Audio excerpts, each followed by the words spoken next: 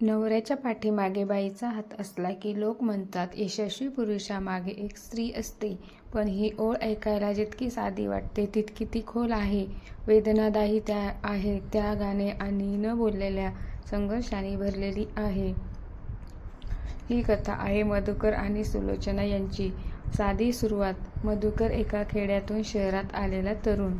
पदवीधर होता, पण खिशात पैसा नव्हता. मोठी स्वप्न होती, पण साधन नव्हती. सुलोचना त्याच गावातील शांत, समजूतदार, घरकामात कुशल आणि मनाने खूप मोठी. दोघांचं लग्न साध्या पद्धतीने झालं. 4 माणसं, थोडं जेवण आणि मोठ्या आशा. लग्नानंतर सुलोचना मधुकर सोबत शहरात आली. छोट्याशा खोलीत संसार थाटला. ना नीट पाणी, ना पुरेशी जागा, न चैन. पण सुलोचनाच्या चेहऱ्यावर तक्रार नव्हती, फक्त विश्वास होता. मधुकरला सुरुवातीला छोटी नोकरी मिळाली. पगार तुटपुंजा. महिन्याअखेरीस हातात काहीच उरत नसे. सुलोचना मात्र त्या थोड्या पैशातही घर चालवत असे. ती म्हणायची,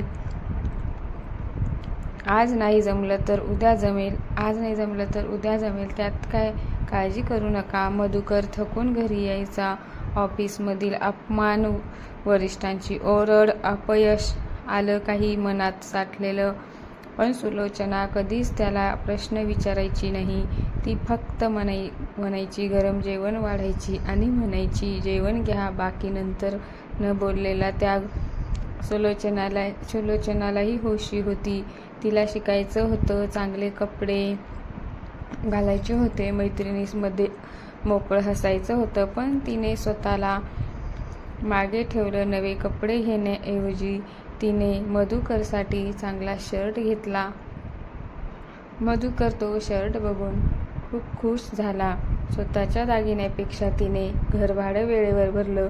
आजारी असतानाही तिने काम केलं, कारण मधुकरच्या स्वप्नांना अडथळा नको होता. विश्वासाचा हात. एकदा मधुकरची नोकरी गेली. तो पूर्णपणे खचला.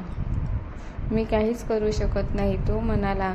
त्या दिवशी सुलोचनाने त्याचा हात धरला आणि ठामपणे म्हणाली, तुम्ही करू शकता. आज नाही तर उद्या, पण मी तुमच्यावर विश्वास ठेवते. मधुकरला ते ऐकून खूप बरं वाटलं. तो विश्वास मधुकरसाठी औषधच ठरला. पहिलं यश त्याचं. त्याने छोटासा व्यवसाय सुरू करण्याचा निर्णय घेतला. भांडवल नव्हतं. सुलोचनाने तिचे मोजके दागिने विकले आणि कुणालाही न सांगता त्यांनी भांडवल आणलं. मधुकरला कळल्यावर तो रडला. हे सगळं का केलंस? तेव्हा ती हसून म्हणाली, हे सगळं मी तुमच्यासाठी केलंय, कारण मला तुमचं यश पाहायचं आहे. व्यवसाय हळूहळू उभा केला. सगळं नीटनेटकं चाललं.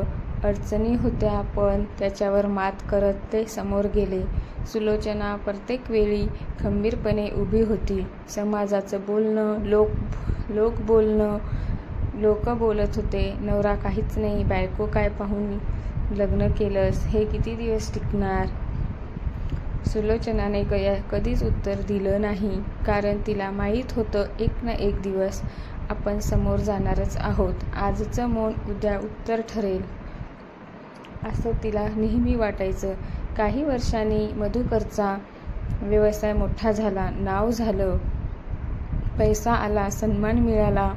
तेव्हा तो यशस्वी म्हणून ओळखला, मोठा बिझनेसमॅन म्हणून ओळखला जाऊ लागला. त्याच्या पाठीमागे सुलोचनाचा हात होता, म्हणून तो एवढा मोठा झाला. एका कार्यक्रमात त्याचा सत्कार झाला. व्यासपीठावर बोलताना तो थांबला. समोर बसलेल्या सुलोचनाकडे पाहिलं.